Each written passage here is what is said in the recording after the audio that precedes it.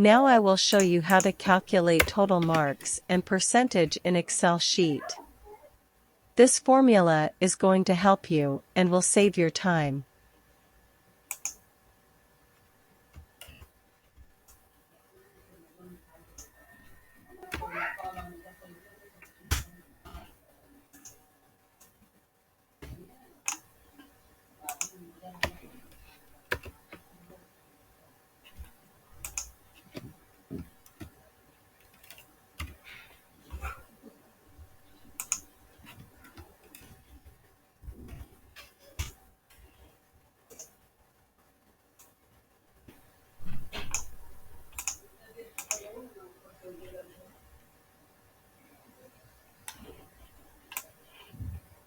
If you like this video, please like, share, and subscribe my channel.